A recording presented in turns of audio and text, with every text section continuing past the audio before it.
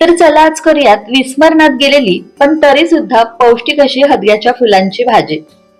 ही फुलं शक्यतो गावाकडे शेतात किंवा परसबागेमध्ये आपल्याला पाहायला मिळतात। शहरामध्ये ही फुलं मिळणं थोडंसं दुर्मिळ आहे, पण तरी सुद्धा जर का बाजारामध्ये ही फुलं तुम्हाला मिळाली तर नक्की ही भाजी करून बघा। खूप जास्त पौष्टिक आहे, यामध्ये अजीवनसत्व असल्यामुळे ते आपल्या डोळ्यांसाठी उपयोगी आहे। त्याचबरोबर वात पित्त कफनाशक असल्यामुळे ही भाजी खाणं गरजेचं ठरतं। शरीराला ऊर्जा देण्याचं काम सुद्धा ही भाजी करते, त्यामुळे सीझन मध्ये हदग्याच्या फुलांची भाजी करून खायलाच पाहिजे। तर ही बघा, साधारण हदग्याची फुलं ही दिसायला अशी दिसतात। आता ही भाजी बनवण्याआधी याला आपल्याला अगोदर निवडून घ्यावं लागतं। तर त्यासाठी काय करायचं, या फुलाच्या आतमधला धाग्याप्रमाणे केसरचा जो भाग असतो तो आपल्याला काढून टाकावा लागतो, कारण हा खूप जास्त कडवट आहे, त्यामुळे भाजी सुद्धा खायला कडू लागू शकते। त्याचबरोबर डेटाकडचा हा जो वरचा टोकाचा भाग आहे याला सुद्धा आपल्याला सुरीने कट करून घ्यायचा आहे। यामध्ये थोडासा चीक असतो आणि हा भाग सुद्धा कडवट असतो, त्यामुळे भाजी खायला कडू लागेल, म्हणून आपल्याला याला सुद्धा कट करून घ्यायचंय। इथे मी डेटाकडचा वरचा भाग कट करून बाजूला काढून टाकलाय, देठ तसंच ठेवलेलं आहे। तुम्हाला हवं असेल तर तुम्ही फक्त या फुलांच्या पाकळ्या घेऊ शकता आणि डेटाकडचा संपूर्ण भाग बाजूला काढून टाकू शकता।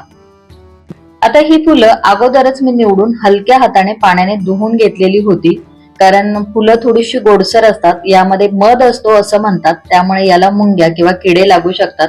तर काय करायचं, अगदी हलक्या हाताने याला पाण्याने धुवून घ्यायचं, त्यानंतर कोरडं करून थोडंसं आपल्याला चिरून घ्यायचंय। खूप जास्त बारीक चिरायची गरज नाही, कारण ही फुलं अगदी वाफेवर सुद्धा पटकन शिजतात, त्याला खूप जास्त वेळ लागत नाही। त्यामुळे इथे मी हदग्याची फुलं स्वच्छ धुवून त्यानंतर थोडीशी चिरून घेतलेली आहेत। आता लगेचच आपण याची भाजी बनवायला घेऊ।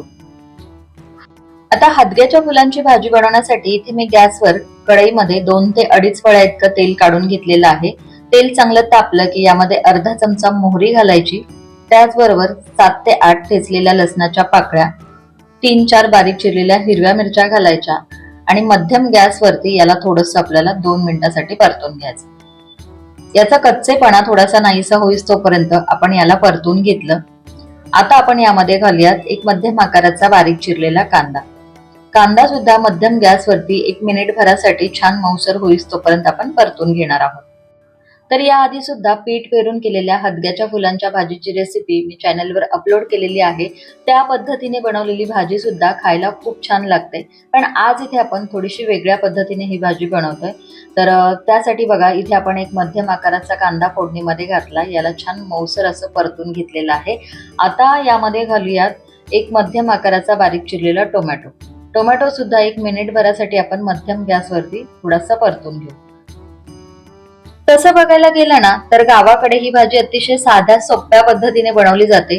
भाकरी झाल्यानंतर गरम तव्यामध्ये तेल घालून त्यामध्ये थोड्याशा ठेचलेल्या लसणाच्या पाकळ्या, हिरव्या मिरच्या घालून त्यामध्ये हदग्याची फुलं घातली जातात, वाफेवरच ही भाजी बनवतात।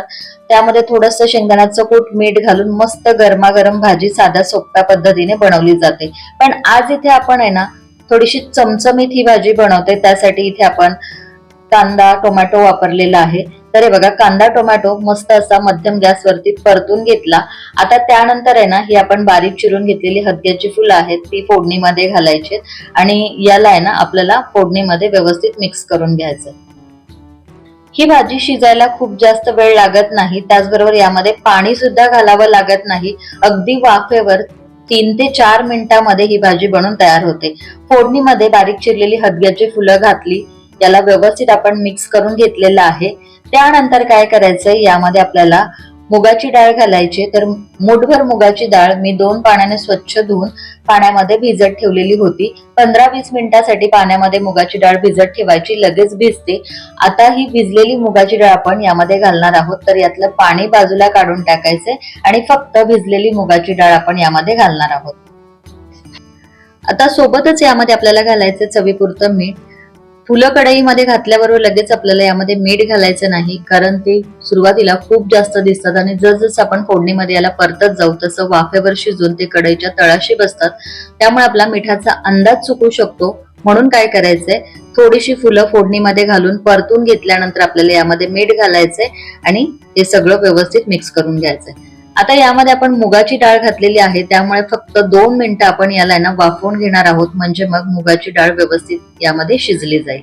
तर 2 मिनिटं मी यावरती झाकण ठेवलेलं होतं आणि आता यावरचं झाकण काढून घेतलेलं आहे. तर बघा, भाजी अवघ्या 2 मिनिटात आपली व्यवस्थित शिजून तयार झालेली आहे. याला तळापासून हलवून घ्यायचं आणि व्यवस्थित याला आपल्याला मिक्स करून घ्यायचं आहे. आता यामध्ये घालूयात 2 चमचे भाजलेल्या शेंगदाण्याचं कूट. शेंगदाण्याचं कूट घालून याला तळापासून हलवून व्यवस्थित भाजीमध्ये मिक्स करून घ्यायचंय. त्यानंतर याला मी 1 मिनिट भरासाठी परतून घेतलेलं आहे. अशा रीतीने हदग्याच्या फुलांची भाजी इथे आपली तयार झाली. गॅस बंद करायचा आहे. आता यामध्ये घालूयात थोडीशी बारीक चिरलेली कोथिंबीर. कोथिंबीर घालून याला मिक्स करून घ्यायचंय. तर ही भाजी चपातीसोबत, भाकरीसोबत खायला खूप छान लागते. मस्त अशी पौष्टिक, आरोग्यदायी हदग्याच्या फुलांची भाजी खाण्यासाठी तयार झालेली आहे. हदग्याची फुलं किंवा हदग्याची पानं यामध्ये इतर सुद्धा अनेक औषधी गुणधर्म असल्यामुळे ही भाजी करून खाणं आपल्या आरोग्यासाठी खूप जास्त फायदेशीर आहे.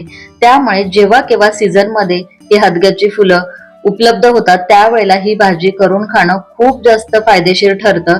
तर तुम्ही सुद्धा ही अशा पद्धतीने हदग्याच्या फुलांची भाजी नक्की करून बघा आणि आजची रेसिपी तुम्हाला कशी वाटली हे कमेंट्स बॉक्स मध्ये कमेंट करून सांगायला अजिबात विसरू नका.